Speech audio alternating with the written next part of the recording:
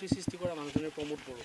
কালি সংবাদ মাধ্যম ধন্যবাদ জনাইছোঁ তেখেতে লাষ্ট হয়তো 2টা ডিকেডছ পৃথিৱীত নাছিলে সেইকাৰণে এই কথাটো কৈছে পৃথিৱীত যদি আছে সি এই কথাটো ক'ব নোৱাৰে কাৰণ আজিলৈকে মই কোনোবা সমাজৰ বেয়া হোৱা কোনোবা জাতিৰ বেয়া হোৱা কোনোবা অঞ্চলৰ বেয়া হোৱা মই কাম কৰা নাই দুৰ্গা দাস বড়োৰ নিচিনা পলায়নবাদী মানুহ প্ৰমোদ বড়ো নহয় দুৰ্গা দাস বড়োৰ নিচিনা হিংসক মানুহ প্ৰমোদ বড়ো নহয় প্ৰমোদ বড়ো সদায় মানুহৰ কাৰণে কাম কৰিছে মানুহৰ কাৰণে চিন্তা কৰিছোঁ ৰাতিপুৱা প্ৰেয়াৰটো মই হিটো কৰোঁ আৰু গধূলি প্ৰেয়াৰটোৱে মই মানুহৰ কাৰণে কৰোঁ গতিকে দুৰ্গা দাস বড়োৰ গোটেই ইতিহাসটো চাওক যোৱা 30 বছৰ দুৰ্গা দাস বড়োই কি কৰিছে কি কৰা নাই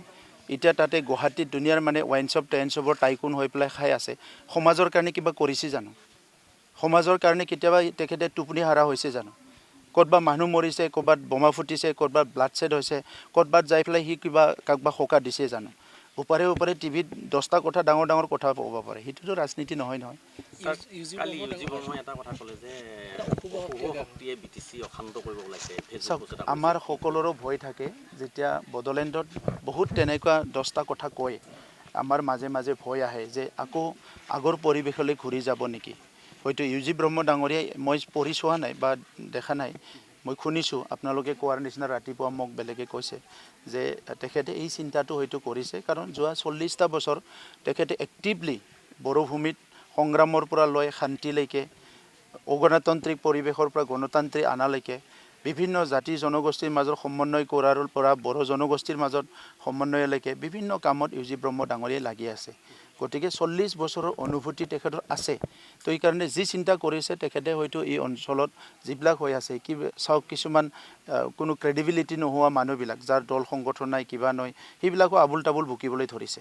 তো এই কথাবিলাক লৈ পেলাই ইউজি ব্ৰহ্ম ডাঙৰীয়াই হয়তো এই কথাটো কৈছে মানে একচুৱেলি এইটো পলিটিকেল অশুভ শক্তি নেকি এইটো চাওক অশুভ শক্তি বুলি কোৱাৰ লগে লগে পলিটিকেল পাৰ্টিবিলাকতো অশুভ নহয় পলিটিকেল পাৰ্টিৰ ভিতৰত বা বাহিৰত বা লেফ্ট ৰাইট কোনোবা সুযোগ লৈ কৰিব পাৰে এক্সট্ৰিমিষ্টৰ কোনো নাথাকিব ইয়াত আজিলৈকেতো দেখা নাই এক্সট্ৰিমিষ্ট বা বন্দুকধাৰী আমাৰ অঞ্চলত দেখা নাই থাকিব পাৰে কোনোবা লুকাই থোৱা বন্দুক কাৰণ ইমান বছৰে বন্দুক আছিলে এটা দুটা বন্দুক কোনোবা লুকাই থোৱাটোতো ডাঙৰ কথা নহয় ৰিকভাৰটো কৰি আছে পুলিচে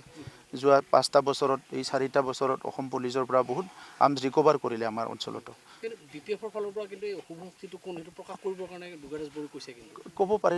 তেখেতেতো কোনো সমাজৰ প্ৰতি দায়বদ্ধতা নাজানে ক'ব পাৰে তেখেতে অশুভ শক্তিটো ক'লে কাৰোবাৰ লাভ হ'ব পাৰে নক'লে কাৰোবাৰ লছ হ'ব পাৰে বা এনেকুৱা কিবা ৰাজনীতি থাকিব পাৰে তেখেতে যিটো কথা ক'ব পাৰে দুৰ্গা দাস বড়োই কাৰণ তেখেতৰ বেক চাইডে ভাবিব লগা একো নাই